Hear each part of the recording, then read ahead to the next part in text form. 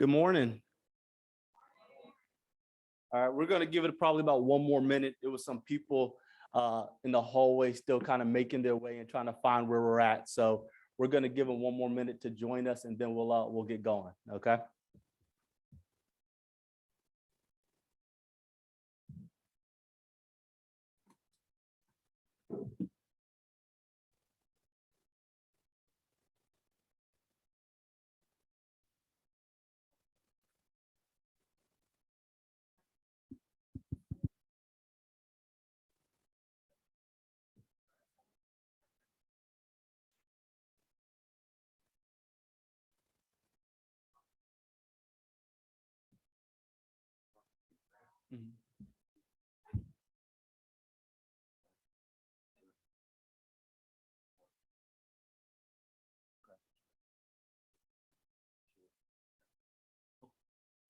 All right.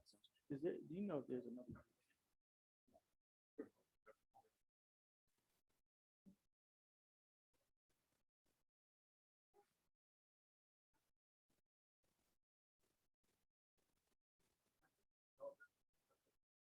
Yeah, sure.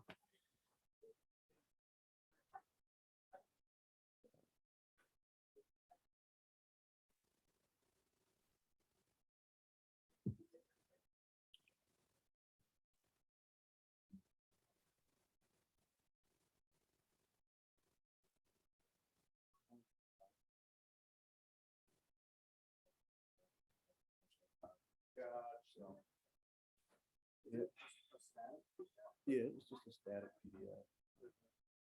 No, it's no. This is all it is. It's just a two-page PDF. So, which is mainly for.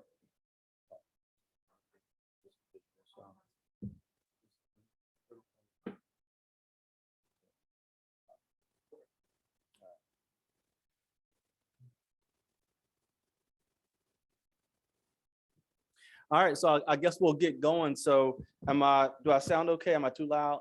Not loud enough? All right, so good morning. I'm Garnell Scott. I work with Mark Johnson, who was just on the panel over at Truist. And so what I want this session to look like today is I love the interaction. So I want to hear from you, more than you probably hear from me, and want to make sure that we're talking to the questions that maybe you have, or maybe that's most relevant to either your organization or whatever reason you're here at the conference today. And so I'll give you a little bit of background about myself. I'll tell you a little bit more about Truist, and then we'll dive right into the content. And so I have something that I want to present on the screen. So as soon as that is available in the back, I guess it'll pop up there. If not, we'll keep rolling no matter what. Sound good? All right. So again, my name is Garnell Scott, born and raised here in Hampton Roads, specifically in Hampton, Virginia.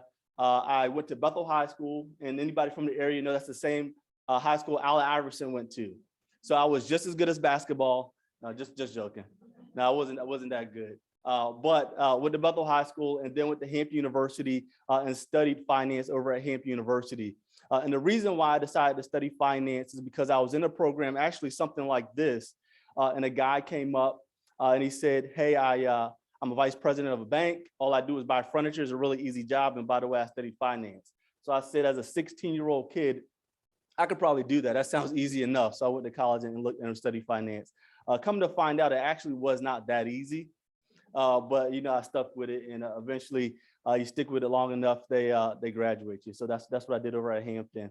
I then went on to get an MBA with a concentration in finance, because I actually did, through my matriculation at Hampton, really begin to enjoy finance, and really begin to, in some of my internships and volunteer work, understand how important finance is to everything that we do, and how important it is to look at money as a tool and a resource to be able to do greater things and to live the life and to support the organizations that are truly important to you. After business school, I decided I didn't have enough, so I went to law school over at Regent Law School and studied financial planning and estate law, and graduated from there with a master's in law and financial planning from the law school. And so I share that with people to let you know that what we do at Truist, and what I do at Truist, I take very seriously. And so my role there is I'm the assistant vice president in our premier banking group, and I support all of our branches here in Norfolk, Chesapeake and our clients in Northeastern North Carolina around wealth building and financial planning and investment strategy. And so that's what I get to do every single day is sit down, knee to knee, eyeball to eyeball with people and talk about their individual wealth plan or their individual prosperity plan. And we put it on paper. Because how many of us know that a lot of times we have these ideas in our head, but how many times do we commit them to paper? Not very often, right? And the key is writing it down because two things. A, when you write it down, it activates something within you to want to achieve that.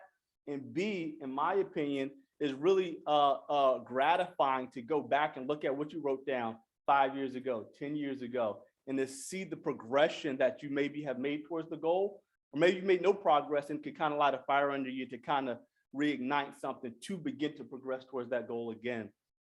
And so that's a little background about me. Truist, as Mark mentioned, is a combination of Heritage SunTrust Bank and Heritage BB&T Bank combining together to make a bigger, better bank. And our mission is to inspire and build better lives and communities. And I believe that even our presence here today is us living the mission and not only wanting to receive, but want to give back to our communities and truly help build and inspire people in every day.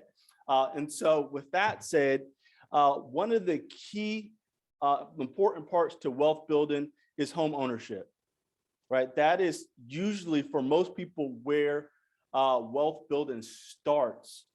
But how do we get folks from where they are to the opportunity of maybe owning a home, and maybe in some people's case, owning multiple homes, whether it's second homes or rental properties, where you can really begin to compound the effect of home ownership. But before we go to the second homes and the rental properties and that good stuff, let's talk about, why owning a home is important. And the piece that I had up here, if we're able to get it up, talks about renting versus buying. And there is a case to be made, to be transparent, on why renting could be better than buying, okay? And for some people, that is the case. So everybody who rents is not just because they can't afford a home. Some people rent because of lifestyle. Maybe they only want to live certain places for 6 months, 1 year at a time, and then move. Even within my own family, my brother lived here in Norfolk. Him and his wife took a vacation to New Orleans. They decided they loved it. They sold their house and they left and decided to rent. Now they couldn't afford to buy again, but they wanted to know which areas they would want to be in. But assuming you're at a place where you're saying, okay, I'm renting and I want to begin to move towards the path of home ownership. Anybody want to guess, or does anybody know what first step you should probably take? Somebody said save, somebody said credit. Credit. Know where you want to live? Okay. So all good, probably a combination of all the above. And so the first thing that I would say do is save and credit. But even before that, I would say just apply, right? Start the process. Because one or two things are going to happen. Either you're going to be surprised and get approved, right, if you don't think that's where you're at yet, or when you start the process, you'll get exact specific instructions on what you need to do, right? That lender may say, hey, you need to bring your credit score up 10 points, or for a down payment, you need $20,000 or $10,000. And now you have very specific goals and something to shoot for, right? And I think what a lot of people do is they get so scared, for lack of a better word, of the process that they never begin. They just try to save and work and do all these things, but they really don't have a clear concept of what they need to really get into that home. And so, although that may sound counterproductive, well, won't it hit my credit? Well, yes, it will hit your credit, but the education and what you'll learn from that will allow you to build it back up. And by the way, it's not a long-term hit either. Usually it's only a 30-day. And then if you don't apply for stuff constantly, it'll come back to where it was. And so that's the first thing that I would suggest you do. Just start the process. I remember when I bought my first home, I was 19 years old. And the reason why I give that advice is because I lived that advice. I didn't think they were going to approve me for anything at 19 years old, but I did have a job. And so I had some income. And I did have a little bit of money saved up, and come to find out they had certain programs for first-time home buyers where you didn't even need a ton of money saved up. So that kind of will be my second piece of advice. Look at what programs are out there, whether it's through a mortgage lender, through a bank like Truist, whether it's through nonprofit entities that help people who are in or who are trying to buy a home for the first time. Because those programs, could provide guidance, and some of them actually also provide financial assistance to getting into that new home. And so I think that's true in using your resources. There's a quote that I love, and it goes something like this: it's not a lack of resources, it's a lack of resourcefulness. And so always remember that when you think that there's not another place you can go, just kind of, have that mantra that no, there's not a lack of resources. I just need to be more resourceful. And when you're able to take the onus on you, then you're able to begin to find and to seek those resources that are out there, because they're out there. It's just about how do you connect those resources with whatever you or your constituents may need to get into that home ownership. So I'm gonna pause there real quick to see if there's any questions on anything I've covered so far before we get too far along. Any burning questions or anything to that effect? Yes, ma'am.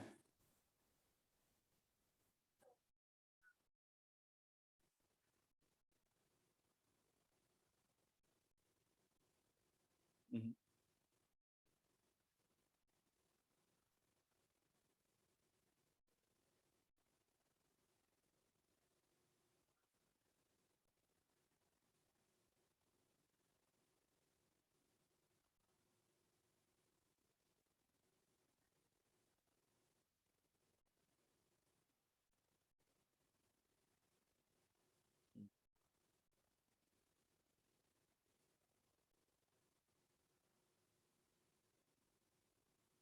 yeah, Mark Johnson. Yep. Yep.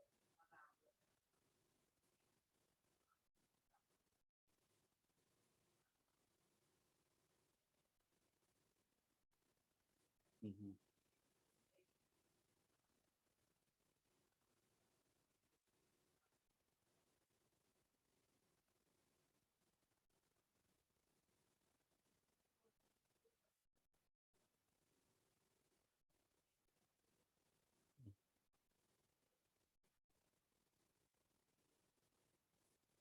mhm,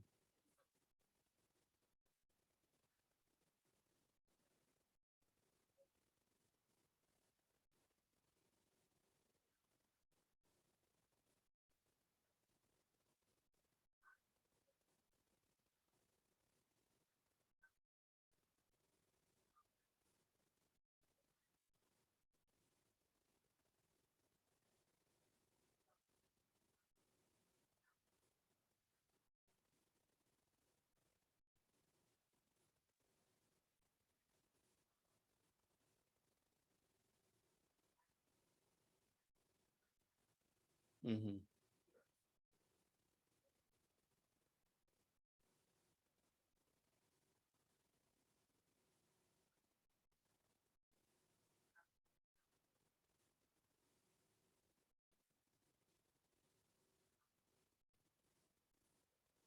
Mhm.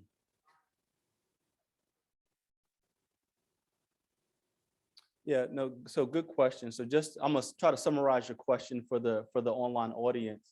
So essentially, and tell me if I'm wrong in my understanding. Your question is, how do we get folks specifically in the communities that you serve up in Richmond to a place where they even feel comfortable approaching a bank or get into the mindset of saving for whether it's a house or even could it be something even less than that in the future? Is that essentially what you're asking? Okay, so great question. So I think you hit on two key points that I think at first is a mindset.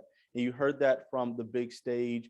And, when I was sitting in the audience and when I sit in audiences, a lot of times when I hear the mindset, it's kind of like, oh man, that's not the answer. That doesn't help me out any, right? We think about mindset, but money truly is about mindset, because I've seen people who make a lot of money and who have nothing, right?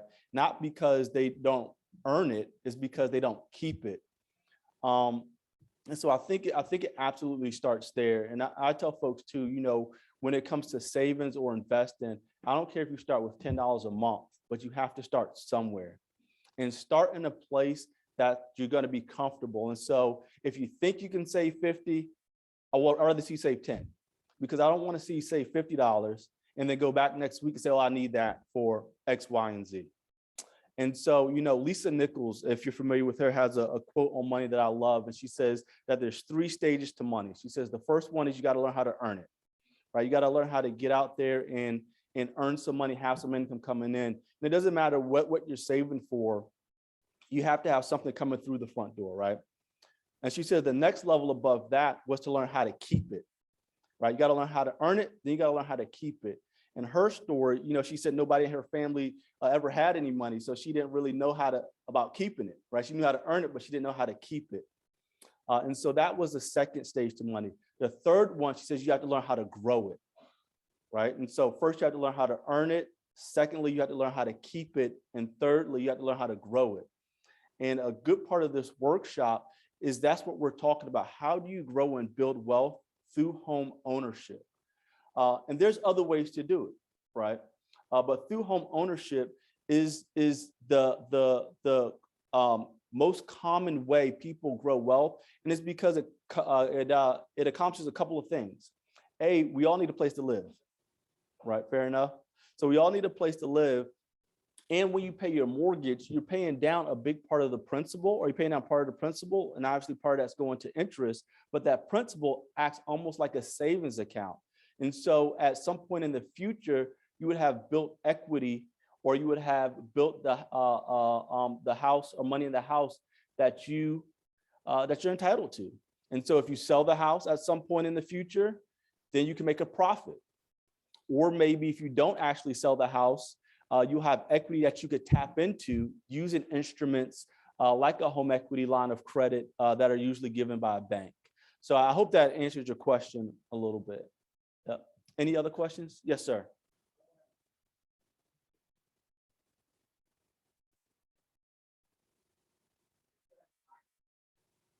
The Vida, I'm not sure on that specific program.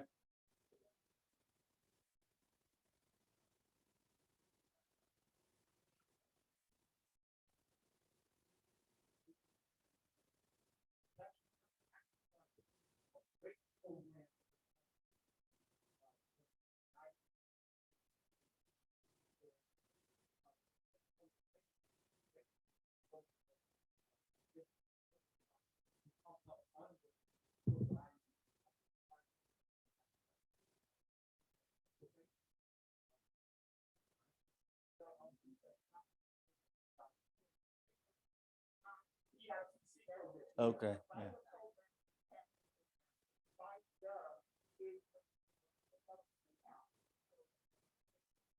Yeah. And just for our online audience, the Vida program, VIDA, do you know who is administered through? DCA, okay. And so the Vida program helps individuals save money, and they set the money aside for 5 years. Mm-hmm. Yep, perfect. Thank you. Thank you for sharing. Thank you for sharing that, sir. Yep. Yes, ma'am.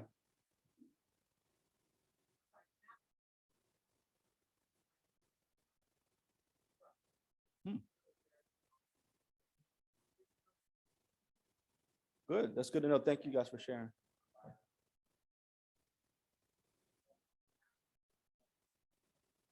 Yes, ma'am. You had a question in the back?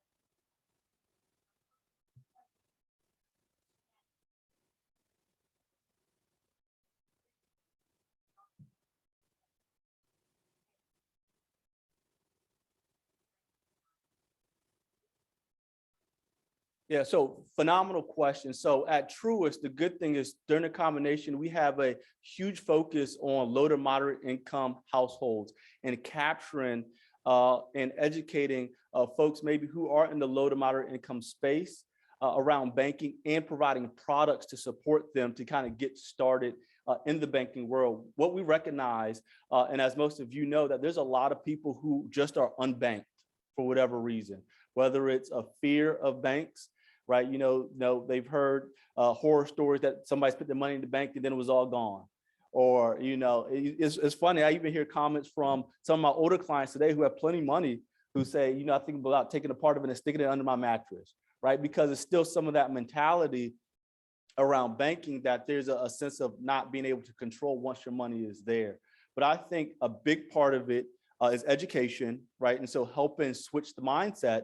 But the second part of that is ensuring that as an institution, we do have products and education to support those clients when they do decide to come through our front doors and decide to start a banking relationship. And so thank you for that question. Great question. Any more questions or I'll? Yes, ma'am.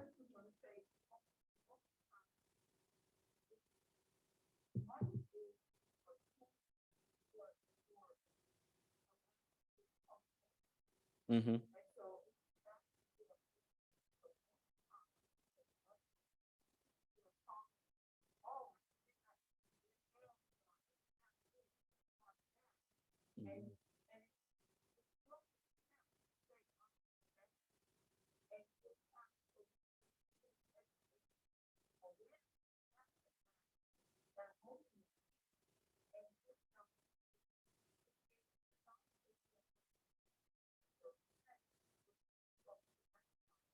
Mm-hmm.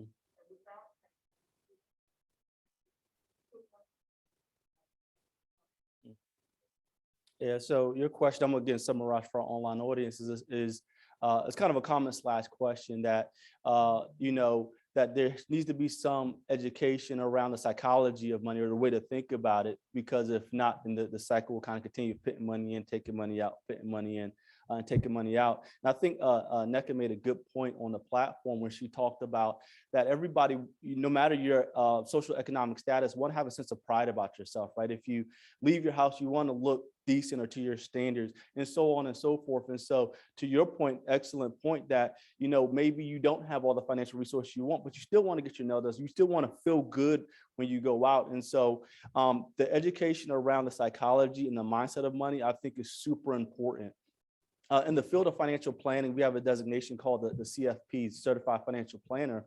And one of the first things they're doing this year in 2021 is adding behavioral finance to that requirement, because they understand that the behavioral and psychological about finance is almost more important than the money itself, because you can come from nothing. And we've all heard stories of people who come from nothing and created major wealth. We've also heard stories of somebody being left major wealth and then ending up with nothing. Right. And so what is the mindset on both ends that contribute to those outcomes? And how do we help people understand that to maybe try to save people from themselves? Me personally, I'm a spender. You can ask my wife. If I get $1, the first thing I'm gonna want to do is spend it, right? But because I know that and understand that about myself, I save before any money ever comes into my hands, whether it's saving to my investments or my 401k or anything. I do that first. And then after I save, then I pay my bills, right? I pay my mortgage payment and all the other bills that come along with life. And then whatever's left over, I don't have to feel bad about spending it because I've done my other obligations first. And so the more you can automate your savings, because, like Shakespeare said, to thy own self be true, right? So some people are good with money. Some people, you could get $100 and there's no problem with you saving and doing what you got to do. Other people are not so good with money. And they have to understand that and be able to kind of save them from themselves, if that makes sense. And so again, as representatives from different nonprofits and different agencies all across the state, helping our constituents understand these things and maybe even going to the bank with them if you're able to, and setting up those automatic savings mechanisms will, I think, help them really be able to kind of save in a way that they don't have to go back later to get it. That's why when I mentioned earlier that if somebody tells me they can save $50, I say start with 10, start with 20. Because I don't want to see you going back to take that money out again. I want you to have more than enough, and then we can build to that $50 once we establish the habit, right? Once we get that habit in place, we can build to that $50. So great question. I hope I answered that for you. Yeah. Yes, ma'am.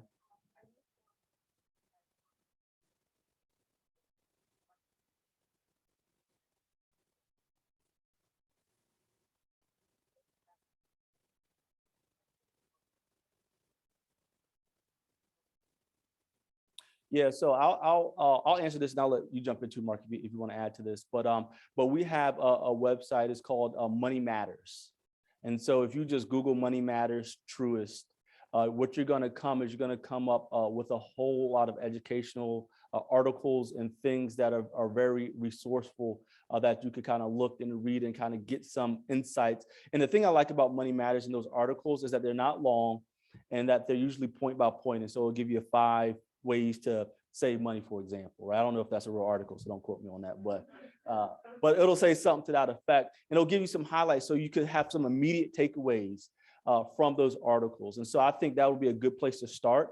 Mark, I don't know if you wanted to.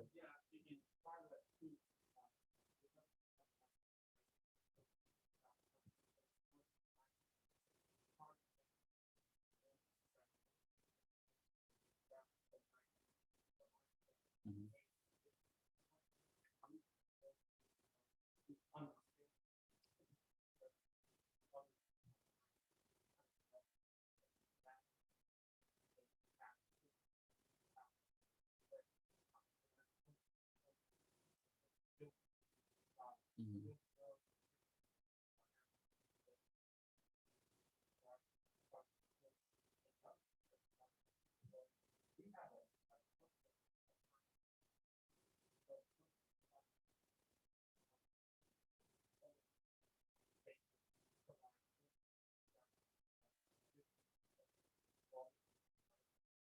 Mhm.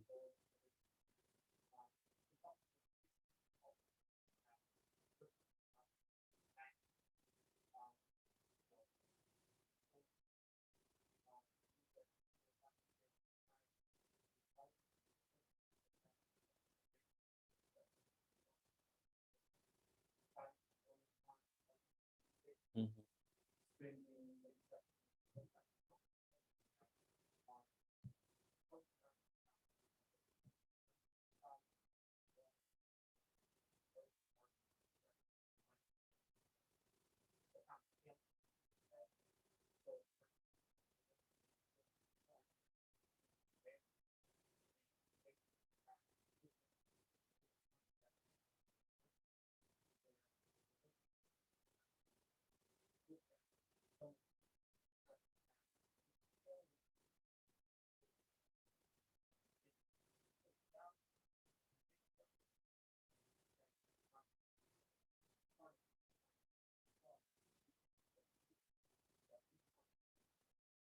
Mhm.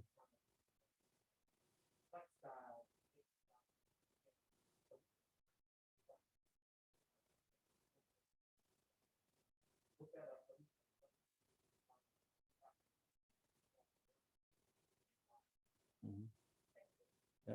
I hope everybody heard that, but basically what Mark said is that if you have a question, he's your man on the program. Yes, sir. I see your hand there in the back. Yep.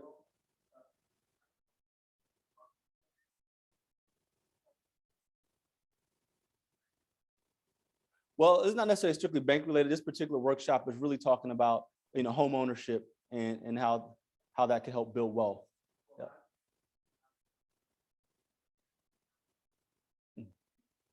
Mm-hmm.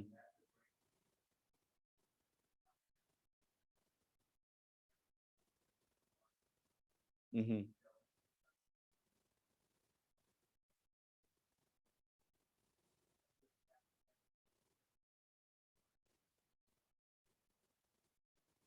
Mm-hmm. Mm-hmm.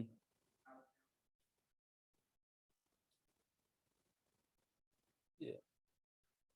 So the gentleman, just for our online audience, the gentleman was just suggesting HUD housing counselors and being able to sit with them kind of even before you're in a position to own a home or want to own a home to kind of figure out where you're at. And, a couple of weeks ago, I did a workshop called Know Your Numbers. And that was kind of essentially what you were saying. And I think it's so important that, a lot of times we have the tendency to kind of, bury our head in the sand and not understand what we're spending money on, how much money we're spending, what we need to even get to where we're trying to go. We just kind of, hope it all works out. And, sometimes that's not the best strategy. And so to your point, going through, if you are banking, going through your online banking, seeing where your money goes, and then questioning, is that really important based on where, your current goals? So thanks for sharing. Yes, ma'am. Mm-hmm.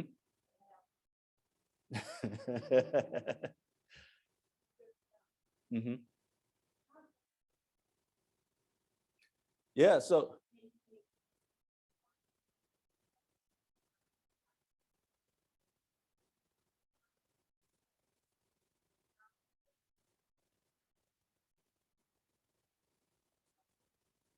So great question. So a lot of times there's products out there called, like, for example, secured credit card, where to your point, they know how to save. So maybe they have $1,000, $5,000 saved up.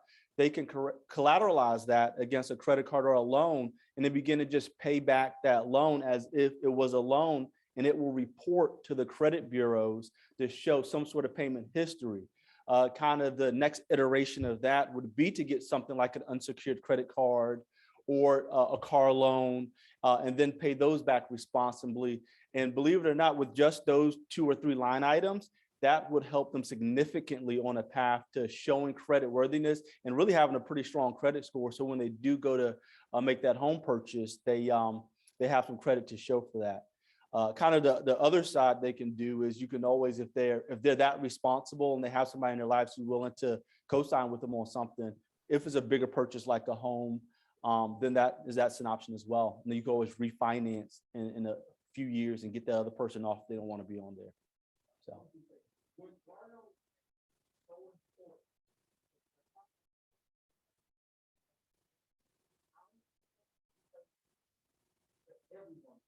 Mm-hmm.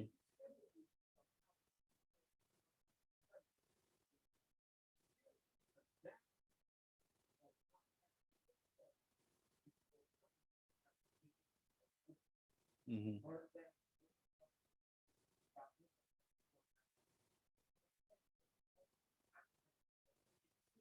Hey, Mark, I don't think some people in the back can hear you.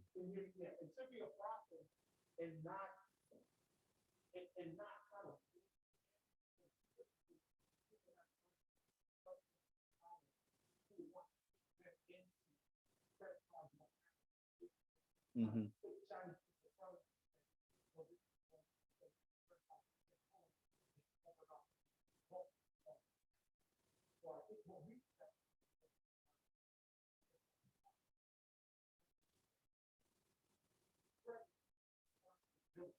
Mm-hmm.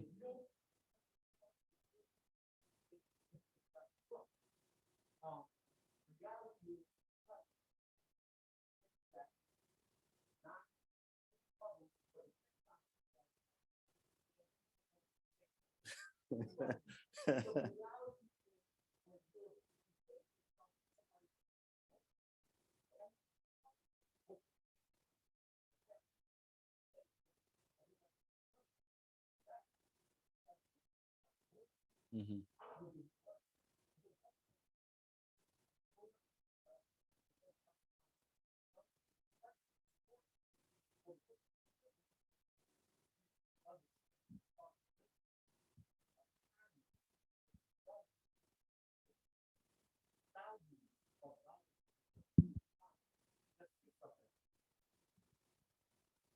And I'm finished.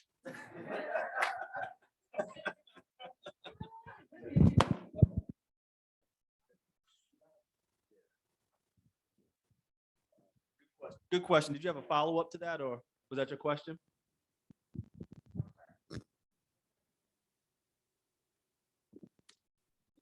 Yes, ma'am. Okay.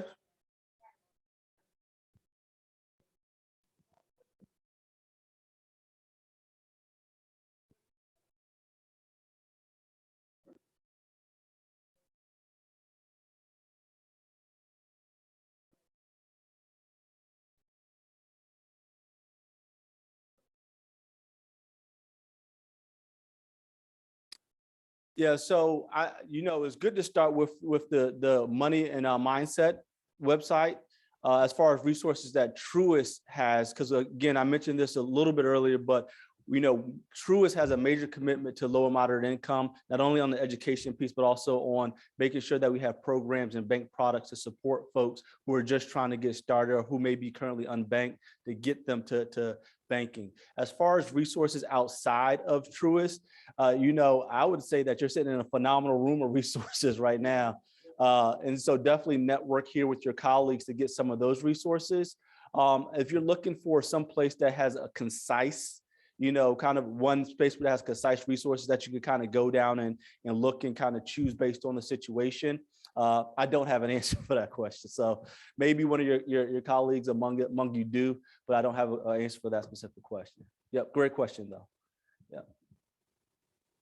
Any more questions? If not, then I'll keep on rolling. I think we're almost at time too. I think we're at 10:45. Okay.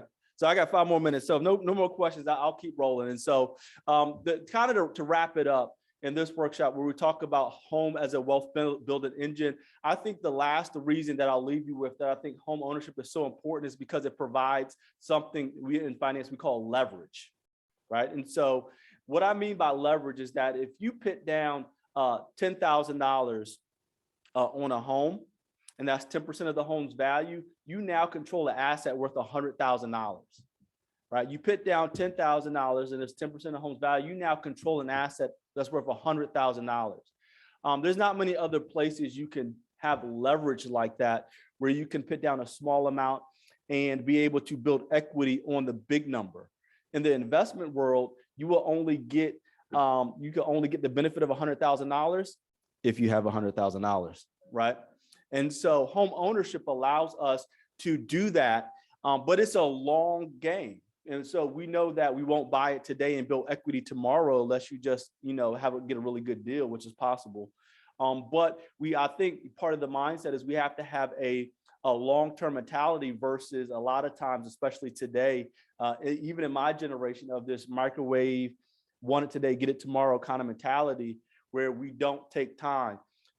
I had a mentor who told me years ago that everybody wants to get rich quick, but nobody wants to get rich slow, right? If you do the little things, if you put $10 aside every month and you do it for a compounded amount of time, guess what will happen? Eventually, it'll be more than $10, right? Eventually it'll be 100 and 500 and 1,000 if you are consistently doing that habit. And the good thing about home ownership is it kind of forces you to do it.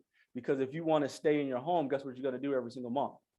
You're going to pay that mortgage payment. And so you're able to take advantage of that leverage and that compounding effect that comes with home ownership.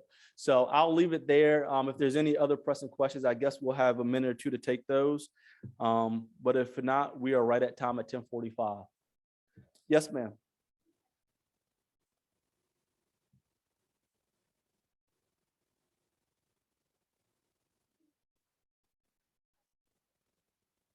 I did have a presentation. Unfortunately, they weren't able to get it up on the back, but I could get with you after and I could share with you what I had. Yep. Good question. Well, any closing remarks from you, Mark? No. Hey, Mark, I'm gonna get you to use the mic for our online audience. First of all, thank you for coming to the whole prosperity plenary. We just really talked about this about 4 or 5 months ago. So just to have, this be the first, typically for this conference, the first plenary is around 4 o'clock, and then you go into reception. So just to have this being early in the morning, we're hoping that we can kind of take it up to the other cities that the Governor's Housing Conference is going to be at, especially Northern Virginia. But to me, this conversation never gets old. I think, and I mentioned a statistic where it said, 50% of us are still living paycheck to paycheck, no matter how much money you make, because money is a mindset. So I think this conversation always should continue. It's the conversation that I wish I had at the dinner table, breakfast table. Hey, Mark, I would add this too. I've seen in my position as a premier banker and a wealth advisor that I've seen doctors making $30,000 a month live paycheck to paycheck. And so it truly is a mindset. It's not about how much you make. I've seen people make a lot of money and can't get approved for a loan. Doctors making $30,000 a month. And so it is mindset. Yeah, but Garnell is right. And so it's really about what you want to, I think there's a biblical parable that talks about a good man leaves an inheritance Mhm. to his children's children. And I think that's kind of where we want to be, or what you want to strive to be. There are a lot of examples of good and bad out there, but I think it's really about, how you want to live the rest of your life. And then if you have children, what do you want to be said about the legacy that you want to leave? And I think that's very important. That's why I think these conversations, although they overlap, no matter what session you go to, or, this conference, any conference, I think there's always a constant reminder that you're not always going, there's money that's going to be flowing, but it may not flow through your hands. And if it does, what are you going to do with it when you have it? Because you may not get an opportunity to actually utilize it or pass it down to your family. So that's why we have these conversations. I always say we work with a lot of low to moderate income individuals through organizations like yours.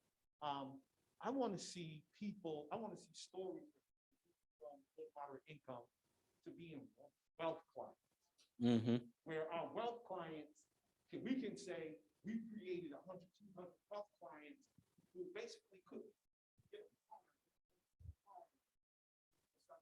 Now the wealth clients and communities. That's where I am. I don't always want to be focused on getting somebody to go from A to B.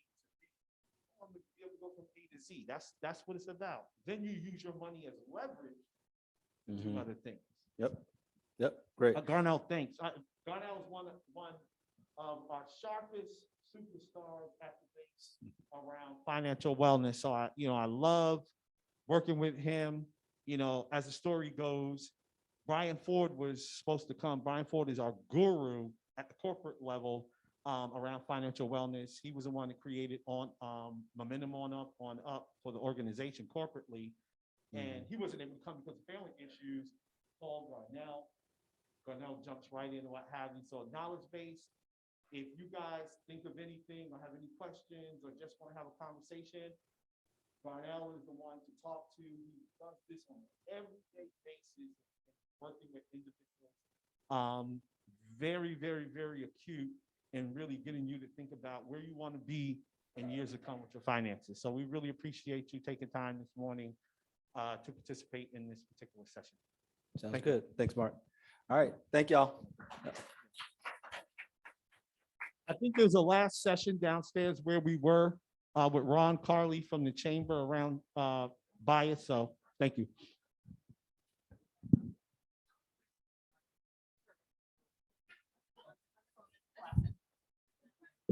Hey, doing good about yourself? Good.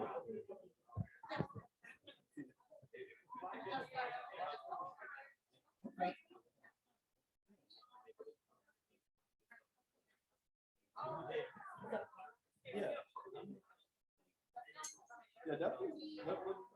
This is in June, so not that far from the. Right. Okay.